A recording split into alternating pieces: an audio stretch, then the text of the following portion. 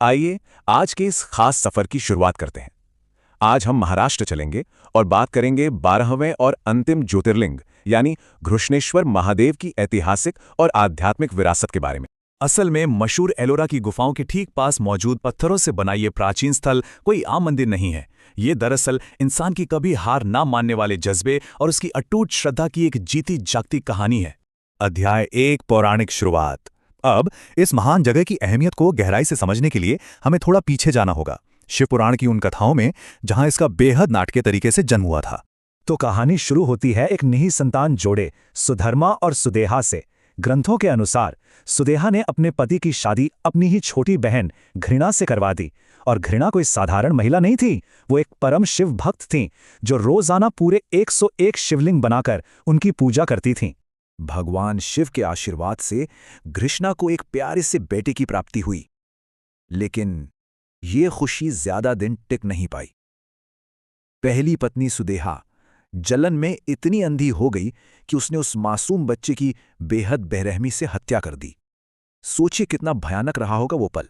पर कमाल की बात देखिए, इतने बड़े सदमे के बावजूद घृष्णा ने रोने धोने के बजाय अपना विश्वास डगमगाने नहीं दिया और उनकी इसी बेजोड़ भक्ति से प्रसन्न होकर भगवान शिव साक्षात प्रकट हुए। उन्होंने ना सिर्फ उस बच्चे को फिर से जिंदा किया, बल्कि खुद को घृष्णेश्वर ज्योतिर्लिंग के रूप में हमेशा के लिए वहीं स्थापित कर लिया। खैर, यहाँ एक बहुत ही दिलचस्प बात गौर करने वाली है, वो ये कि हम इस आस्था से जुड़ी पौराणिक कहानी और इस जगह के असल प्रमाणित ऐतिहासिक रिकॉर्ड को बिल्कुल अलग अलग करके देख और समझ सकते हैं। अध्याय 2 एलोरा का प्राचीन संदर्भ। अब अगर हम मान्यताओं से हटकर ठोस इतिहास की बात करें तो दुनिया भर में मशहूर एलोरा की गुफाओं का इसके ठीक बगल में होना इस मंदिर की असल नींव को समझने का एक बहुत बड़ा सुराग देता है। असल में राष्ट्रकूट साम्राज्य के समय में ये वेरुल इलाका धर्म और संस्कृति का एक बहुत बड़ा गढ़ हुआ करता था। और हम सब जानते ही हैं कि दुनिया को हैरान कर देने वाला विशाल कैलाश मंदिर भी तो यहीं मौजूद है।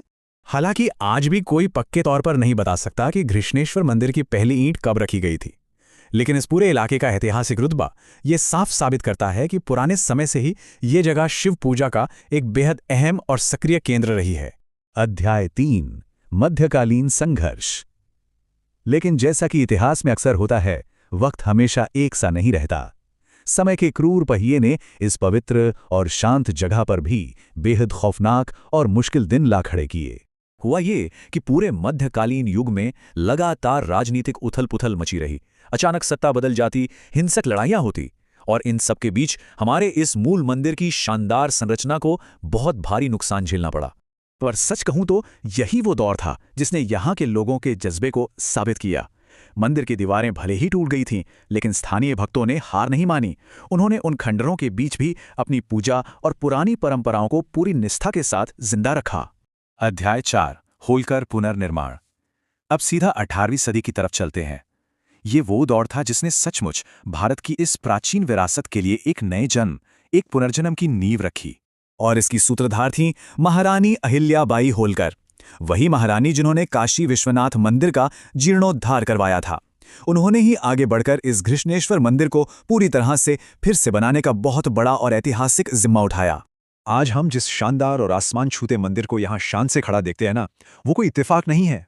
वो महारानी के उसी अटूट समर्पण और हमारी संस्कृति को बचाने की उनकी जिद का जीता जागता सबूत है।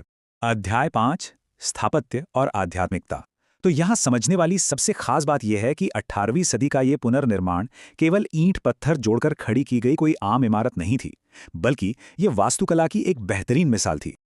आज इस मंदिर को जो चीज़ सबसे अलग बनाती है वो है इसका बेहद खूबसूरत लाल पत्थर का बाहरी हिस्सा, और इस पर की गई बारीक जटिल नक्काशी किसी को भी हैरत में डाल सकती है। ये पूरी तरह से हमारी पारंपरिक हिंदू वास्तुकला का एक क्लासिक नमूना है। जैसे ही हम अंदर जाते हैं, खूबसूरती से तराशे गए इसके खंभे और वो पवित्र गर्भगृह एक ऐसा जादुई और शक्तिशाली माहौल बनाते हैं जहां हमारा ठोस इतिहास और गहरी आध्यात्मिक ऊर्जा दोनों एक साथ आकर मिल जाते हैं।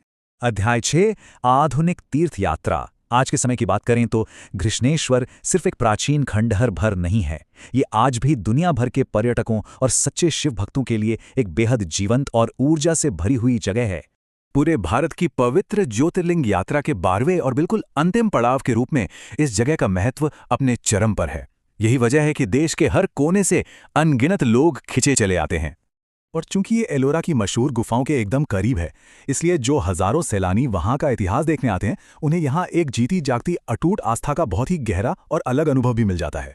तो जैसे जैसे हम आज की इस चर्चा के अंत की ओर बढ़ रहे हैं, एक बड़ा सवाल सामने आता है। हमें सोचना चाहिए कि ये अजेय और ऐतिहासिक जगह असल में हम इंसानों को क्या सिखाती है। कृष्णेश्वर की विरासत हमें चीख चीख कर ये बताती है कि सच्ची भक्ति किसी भी ईर्ष्या या नफरत से कहीं ज्यादा ताकतवर होती है, और अगर आपका विश्वास अटूट है तो वो पूरी तरह तबाह हो चुके खंडरों में भी फिर से जान फूंक सकता है।